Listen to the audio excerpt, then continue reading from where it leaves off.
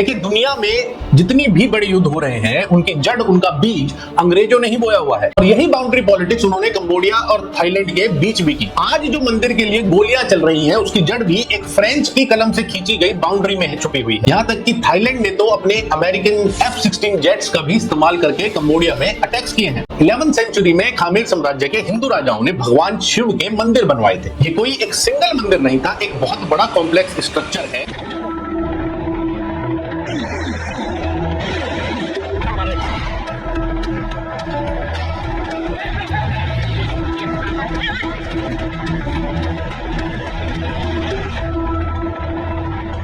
नमस्कार दोस्तों, हाल ही में थाईलैंड और कंबोडिया के बीच एक जंग शुरू हुई है, वो भी एक भगवान शिव के मंदिर को लेकर। देखिए, दुनिया में जितनी भी बड़े युद्ध हो रहे हैं उनकी जड़, उनका बीज अंग्रेजों ने ही बोया हुआ है। चाहे वो एशिया हो, अफ्रीका हो या मिडिल ईस्ट हो, हर जगह उन्होंने ऐसी बाउंड्रीज बनाई जिसे आज भी देश आपस में लड़ रहे हैं। अंग्रेजों का असली एजेंडा था बांट के राज करो। इसी तरह उस समय फ्रांस भी अपनी कॉलोनीज के साथ यही कर रहा था, डिवाइड एंड रूल। और यही बाउंड्री पॉलिटिक्स उन्होंने कंबोडिया और थाईलैंड के बीच भी की। आज जो मंदिर के लिए गोलियां चल रही हैं उसकी जड़ भी एक फ्रेंच की कलम से खींची गई बाउंड्री में छुपी हुई है। और अब कंबोडिया और थाईलैंड, ये दोनों देश इसी कॉलोनियल हिस्ट्री को भुगत रहे हैं, आपस में लड़ रहे हैं। कंबोडिया और थाईलैंड दोनों एक दूसरे पर हमलों का इल्जाम लगा रहे हैं कि तुमने शुरू की, कंबोडिया बोलता है थाईलैंड ने किया, थाईलैंड बोलता है कंबोडिया ने किया। सीमा पर टैंक्स, ड्रोन्स और आर्टिलरी डिप्लॉय हो चुकी है।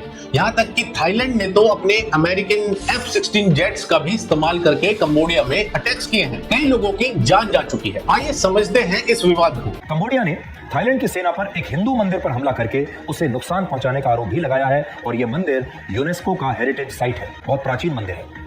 इस समय यह युद्ध लगातार बढ़ रहा है, इसलिए दोनों देश अपने हजारों लोगों को सीमा से हटाकर सुरक्षित स्थानों पर ले जा रहे हैं। तो ये विवाद है एक मंदिर के ऊपर। 11वीं सेंचुरी में खामेर साम्राज्य के हिंदू राजाओं ने भगवान शिव के मंदिर बनवाए थे। ये कोई एक सिंगल मंदिर नहीं था, एक बहुत बड़ा कॉम्प्लेक्स स्ट्रक्चर है जिसमें 3 मेन पार्ट्स थे, तामुअन थोंग, तामुअन और तामुअन तोच। ये एक स्ट्रेटेजिक एंशिएंट हाईवे के साइड में बनाए गए थे जो कि कंबोडिया के अंकोर से लेकर थाईलैंड के फेमाई तक कनेक्ट करता था। और मंदिर के इसी पूरे स्ट्रक्चर का पार्ट है ये पर्टिकुलर प्रिय विहार मंदिर। तो ये एक ग्रुप ऑफ टेम्पल्स कह सकते हैं जो एक बड़े इलाके में बने हुए हैं। ये उदय आदित्य वर्मन और सूर्य वर्मन ने बनवाए थे। अब 1907 में फ्रेंच ने एक बॉर्डर बना दिया और एक मैप सामने ला दिया। अब उन लोगों को वहां के लोकल कल्चर से, लोकल एरिया की कुछ ज्यादा समझ थी नहीं और बिना किसी से पूछे हुए बना दिया गया बॉर्डर। और ये बॉर्डर इतना कंफ्यूजिंग बना कि इस मंदिर का कुछ हिस्सा थाईलैंड की तरफ रह गया और बाकी कंबोडिया की तरफ आ गया। इसी में आता है ये प्रिय विहार मंदिर, जिसको लेकर ज्यादा विवाद है, जो फ्रेंच ने कंबोडिया की टेरिटरी में रख दिया। और आज इस मंदिर पर दोनों देश अपना हक जताते हैं। कंबोडिया का कहना है कि ये उनकी धरोहर है,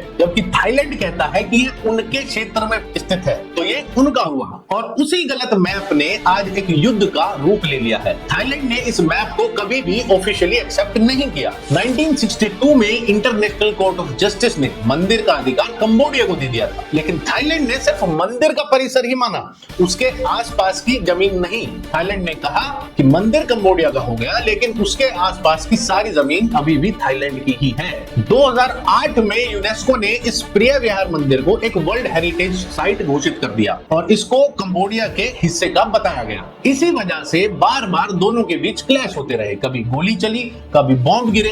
2008 हो, 2011 और अब 2025 में फिर से ये विवाद भड़क गया है। 2008 में भी लाखों सिविलियंस को अपना घर छोड़कर दूसरी जगहों पर जाना पड़ा था। 2013 में इंटरनेशनल कोर्ट ऑफ जस्टिस ने फिर से इसको कंबोडिया का हिस्सा बताया, लेकिन थाईलैंड ने फिर भी इसको नहीं माना। यहाँ तक कि इस विवाद के चक्कर में थाईलैंड की पीएम पी शिनावात्रा को भी सस्पेंड कर दिया गया, जब एक फोन कॉल लीक हुआ जिसमें थाईलैंड की पीएम ने अपनी आर्मी के एक्शंस को क्रिटिसाइज किया बॉर्डर पर। ये थाईलैंड की जनता को पसंद नहीं आया और आरोप लगाए गए कि पीएम कंबोडिया के पक्ष में बात कर रही है। अब एक बार दोनों देशों को देखा जाए तो थाईलैंड की मिलिट्री दुनिया की 25th स्ट्रॉन्गेस्ट फोर्स है। कंबोडिया की मिलिट्री ग्लोबल रैंकिंग में 95th नंबर पर है। थाईलैंड के पास है एडवांस फाइटर जेट्स, ड्रोन्स और आर्टिलरीज, जिसमें अमेरिका के F-16 जेट्स भी शामिल हैं। वहीं कंबोडिया के पास है लिमिटेड एयर पावर, लेकिन ग्राउंड ट्रूप का जोश काफी ज्यादा है। तो देखा जाए तो कंबोडिया एक तरह से काफी कमजोर साबित होता है, लेकिन मंदिर के ऊपर वो पूरी लड़ाई लेने के लिए तैयार है और लड़ रहा है। मई 2025 में हुआ एक और इंसिडेंट जिसमें कंबोडिया का एक जवान मारा गया बॉर्डर पर। तब से लेकर आज तक बॉर्डर पर लगातार शेलिंग और ड्रोन अटैक्स हो रहे हैं, लेकिन हाल ही में इसने एक बड़ी जंग का स्वरूप ले लिया है। कई बार दोनों देशों के नेताओं के बीच बातचीत भी हुई, कभी बीजिंग में, कभी बैंकॉक में, लेकिन हर बातचीत